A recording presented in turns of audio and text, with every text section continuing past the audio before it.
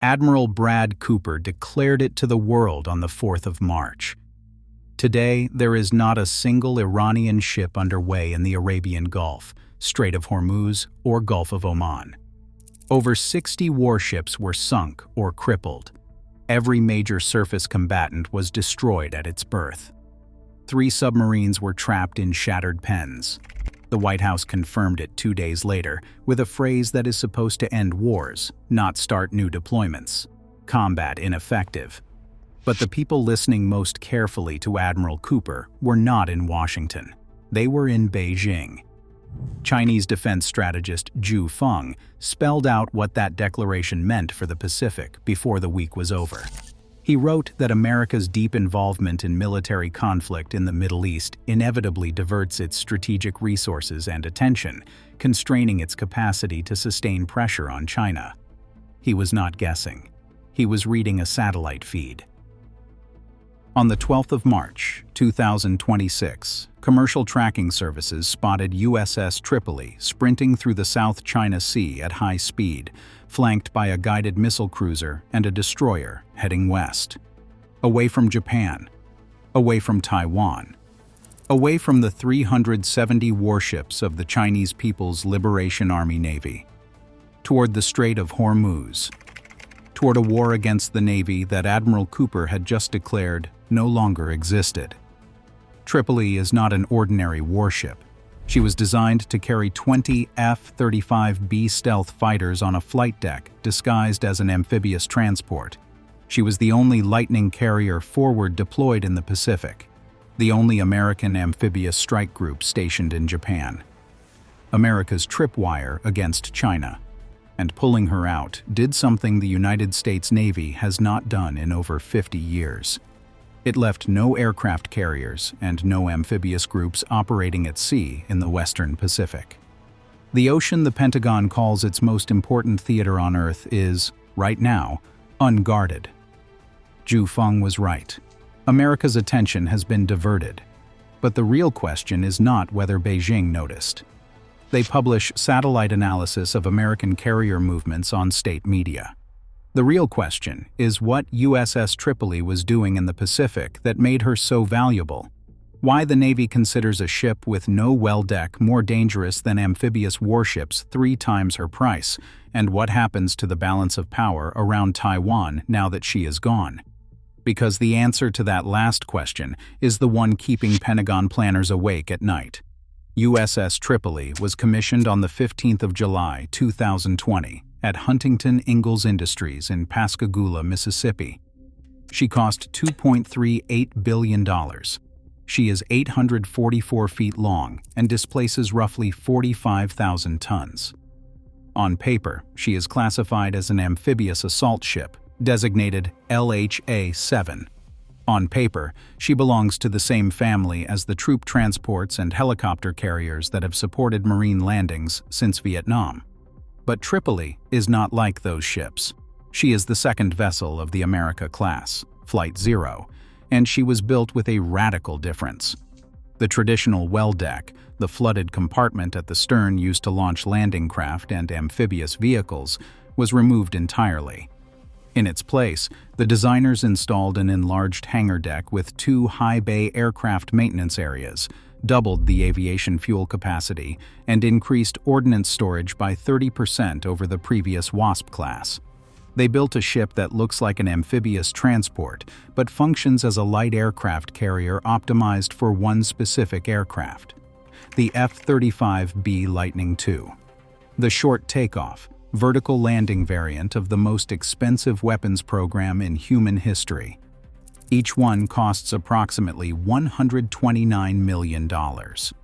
Each one carries APG-81 radar that can track targets at ranges the Pentagon will not publicly disclose, 6 infrared cameras that give the pilot 360-degree awareness, an electronic warfare suite that lets it jam enemy radar while flying, and a radar cross-section reportedly the size of a golf ball.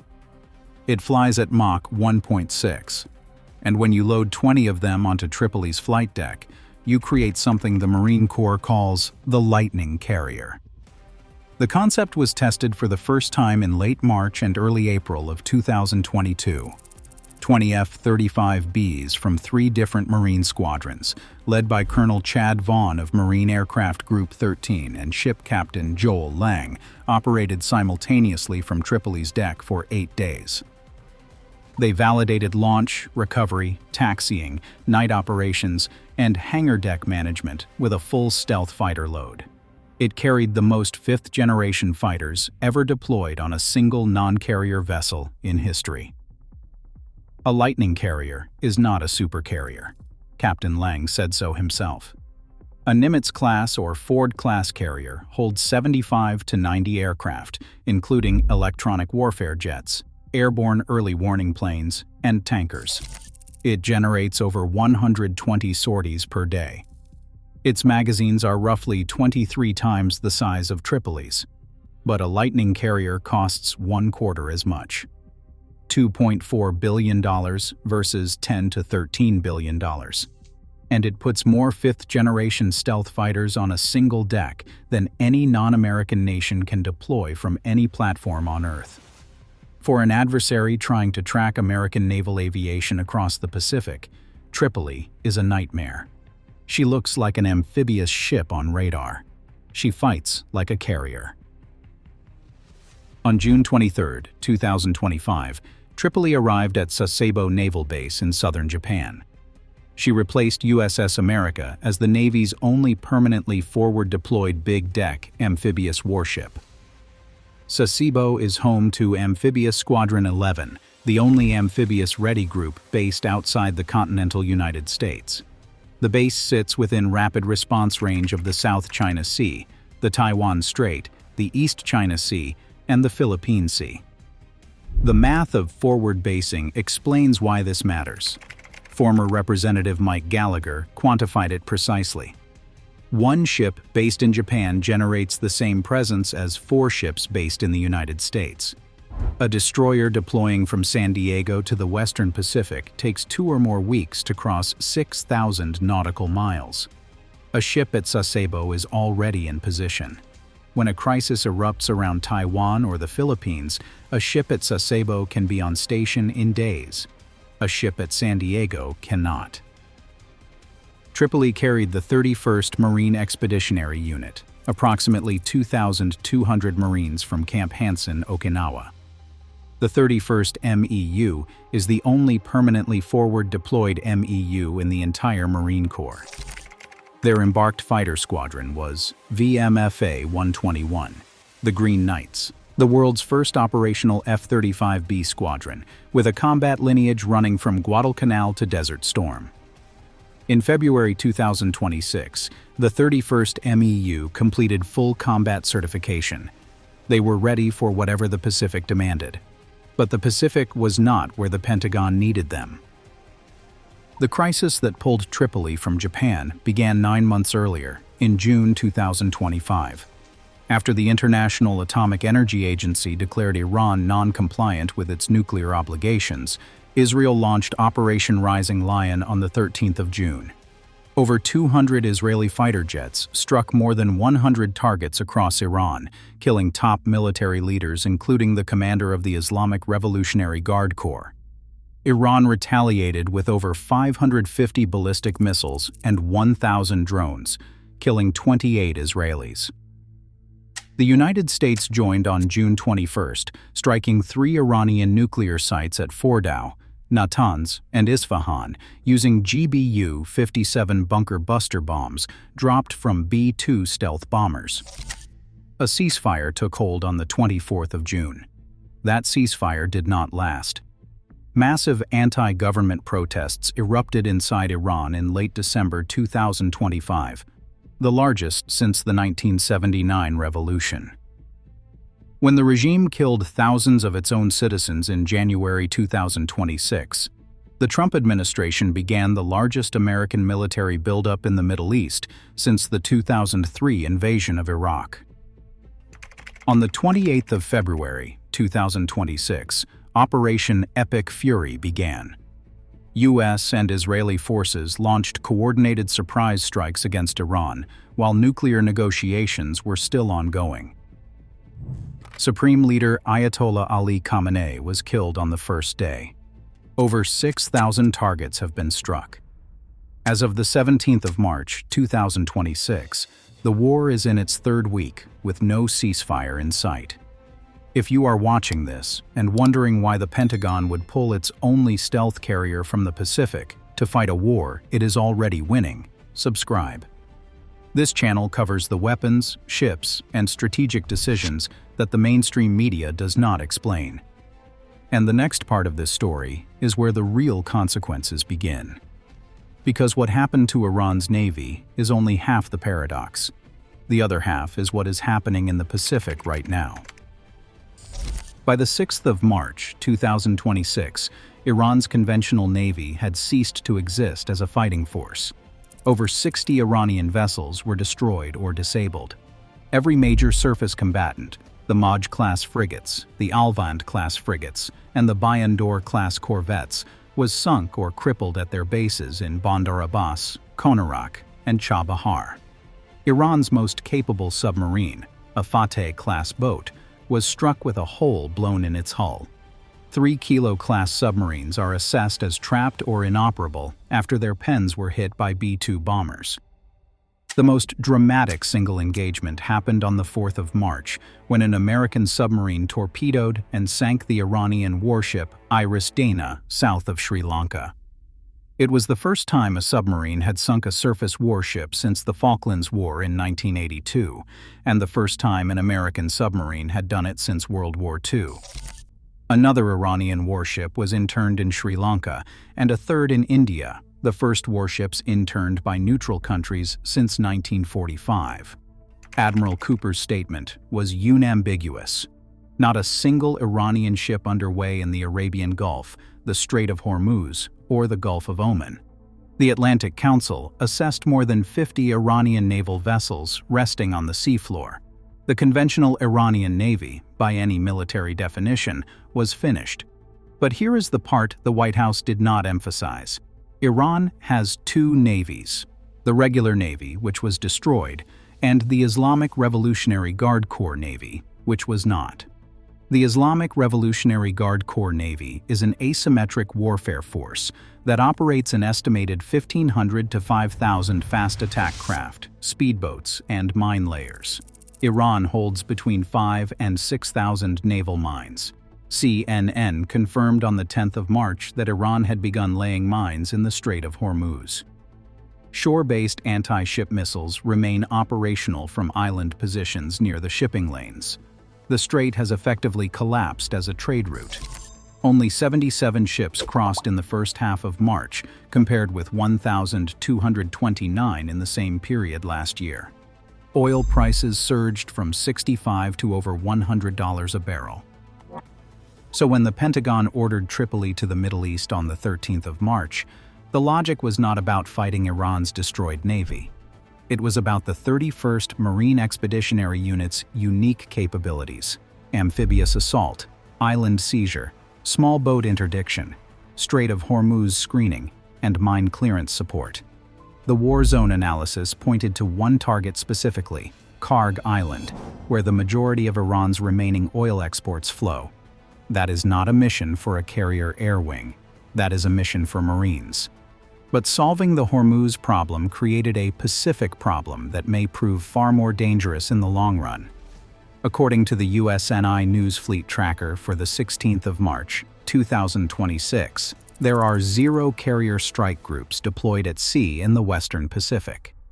USS George Washington, the forward deployed carrier at Yokosuka that replaced USS Ronald Reagan in November 2024, is in her annual maintenance period and unavailable. USS Abraham Lincoln is in the Arabian Sea flying combat missions over Iran. USS Gerald R. Ford is in the Red Sea. USS George H.W. Bush is deploying to join them. USS Ronald Reagan is in dry dock overhaul at Puget Sound. USS Carl Vinson is in maintenance at San Diego. Of 11 carriers in the U.S. Navy, 2 are committed to the Iran war. 1 more is heading there. 3 are in overhaul or facing decommissioning. 1 is in maintenance in Japan, and the rest are in various stages of home port maintenance or workups on the West Coast and East Coast.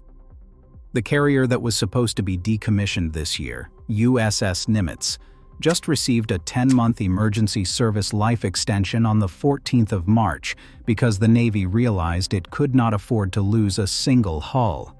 Mark Cancian of the Center for Strategic and International Studies stated the situation with brutal clarity.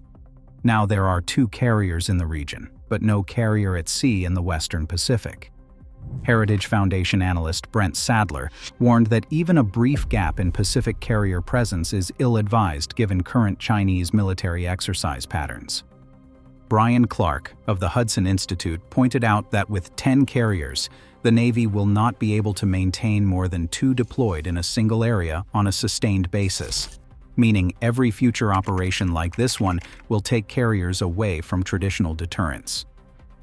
And the country watching this gap open is the one the Pentagon identifies as its pacing challenge.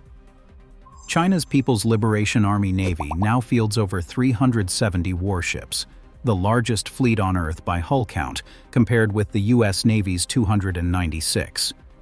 China commissioned its 3rd aircraft carrier, the CNS Fujian, the first Chinese carrier with electromagnetic catapults, in November 2025.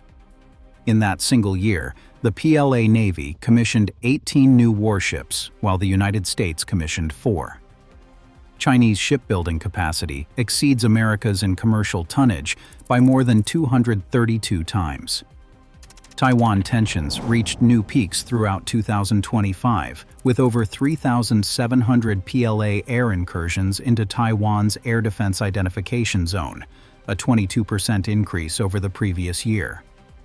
On the 29th and 30th of December, China conducted Justice Mission 2025, the largest military exercise around Taiwan ever recorded, rehearsing a full maritime blockade with Navy, Air Force, and Rocket Force participation. Chinese analyst Zhu Feng said that Beijing understands this plainly. America's deep involvement in military conflict in the Middle East inevitably diverts its strategic resources and attention, constraining its capacity to sustain pressure on China in the Indo-Pacific. Trump demanded allies send warships to fill the gap.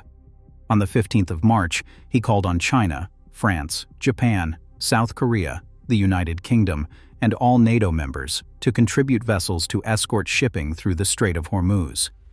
The response was near universal rejection. Germany's government spokesman delivered the sharpest response, saying this war has nothing to do with NATO. It is not NATO's war. We did not start it. Japan declined, citing legal constraints. Australia ruled out sending ships. Spain said the objective must be ending the war, not extending it. Luxembourg called it blackmail. The United Kingdom offered mine-hunting drones but refused warships. Not a single country has publicly confirmed joining any coalition. The paradox of Tripoli's redeployment is not a one-time mistake. It is a symptom of a structural crisis that has been building for decades. The U.S. Navy has 296 ships. During the Cold War, it had 594. The 355-ship goal, made official policy in 2018, has never been approached. The Heritage Foundation projects the fleet will hit an irreversible low of 280 warships by 2027. The Constellation-class frigate program is over 3 years behind schedule. Admiral Paparo, the Indo-Pacific commander, stated it directly. Sustainment is what won the Second World War. You cannot build your way out of material deficiency with software alone. Hudson Institute analyst Zineb Rabua framed the cost explicitly. Every dollar the United States spends defending Red Sea shipping lanes is a dollar unavailable for submarine production, Pacific bases, or Taiwan contingency planning. Every carrier group stationed in the Gulf is a carrier group absent from the Western Pacific. CNAS analysts Stacy Pettyjohn and Hannah Dennis warned that the longer Epic Fury runs at high tempo, the fewer options the United States will have to sustain not only the current campaign, but also to deter China. USS Tripoli was built at Pascagoula, Mississippi, with no well deck. double the fuel storage, and 30% more ordnance than any amphib before her. She was designed for one purpose: put 20 stealth fighters on a flight deck that the enemy thinks is carrying helicopters, park it within striking distance of the Taiwan Strait, and dare China to make a move. She sat in Sasebo, Japan, for 9 months, doing exactly that, running exercises with the Japanese self-defense forces and transiting the South China Sea. Flying F-35B jets at night, over waters where Chinese warships patrol daily. A lighthouse on the rocky coast, as one admiral described forward deployed naval forces. And then, on the 13th of March 2026, she turned west, sprinting through the South China Sea at high speed, tracked by commercial satellites for anyone in Beijing to see, heading toward a war against a navy that already sits on the ocean floor, leaving behind the world's largest fleet, the world's most contested strait, and the world's most dangerous military competition, with nothing to replace her.